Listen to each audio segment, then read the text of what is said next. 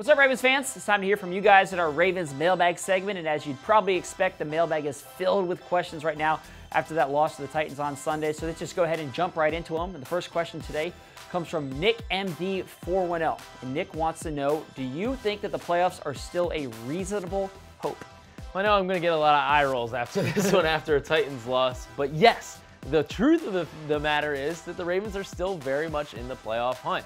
Let me spell out my theory to you here, Garrett. Go ahead. This is what's giving me a little optimism right now, okay? The Ravens still have 4 winnable home games. You're talking about the Texans, the Lions, the Colts, and the Bengals. None of those 4 teams are really lighting the world on fire this year, okay? I think they're all 4 winnable games. So that means if the Ravens are going to get to 9-7 or 10-6, they have to either win 1 or 2 games on the road. That's all. 1 road win, if you take care of your business at home, gets you 9-7. And I think 9-7 could get you in the playoffs this year. And by the way, those 3 road games, you're talking about Green Bay without Aaron Rodgers. You're talking about a game against the Browns, and then obviously the Steelers game. Right. Those are winnable games too. I mean, the Steelers are the toughest, but obviously they've had so many tight games against them over the years. Exactly. I mean, you should be able to beat the Browns on the road. Yeah.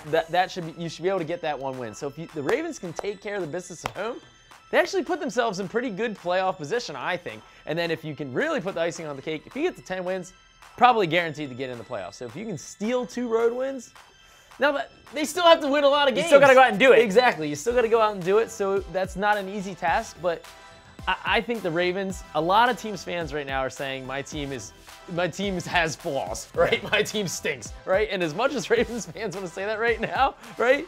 The Ravens are just like many other teams right now in the AFC playoff picture. They have flaws, they have strengths. If the Ravens can focus on their strengths, maximize those, then I think they can win some games. All right, I like it. So let's go ahead and jump into the next question. This is from Adam. Adam's already looking ahead right here. He's thinking about next year. So what are the chances we see the Ravens draft 3 or 4 offensive skill positions next year? He's talking receiver, running back, quarterback. I think that they're high. And if you think about last season, the Ravens went all defense in their first 4 picks last year. All defense. I'm going to go on record right now, go out on a limb here. I don't think that's going to happen again. Oh, I thought you were going to be more bold than that. I don't think that's going to happen again. 4 offense. Yeah, they might go with 4 offense. I think that the Ravens good. I could see a running back early. I could see a quarterback early. And the Ravens are still entrenched with Joe Flacco as their starter, but I could see them drafting somebody as a developmental guy, maybe in the earlier rounds, in the 2nd or 3rd round, something like that. You get a guy in here, you start thinking about the future long term. I also still think receiver. You know, Mike Wallace is not going to be here for many more years. You know, he's on the last year of his contract. Yeah, he's on a 1-year deal. Exactly. So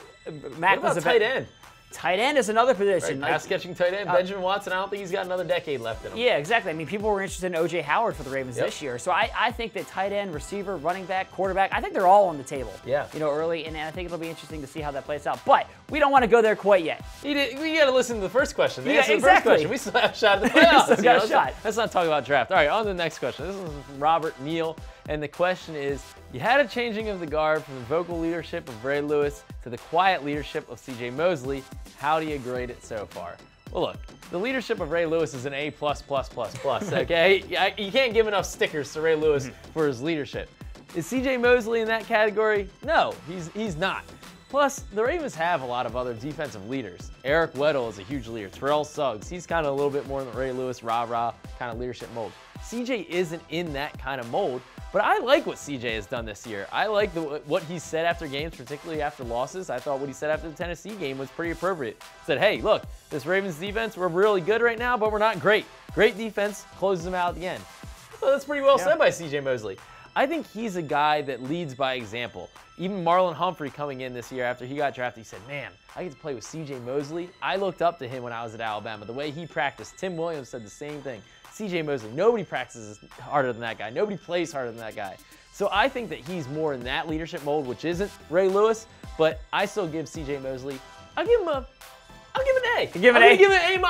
Yeah. I'll give him an A-. He's got room to grow, but it's still a solid Not A. plus. You know what I will say about plus. CJ is the other players, and you're talking about this, they respect him. They look to him as a leader and as a model, and people say, I want to be that guy one day. Exactly. So, as always, we'd love to hear from you guys. That does it for us today, but send in those questions on social media every single week using the hashtag RavensMailbag. Thanks for watching, everyone, and have a great rest of your day.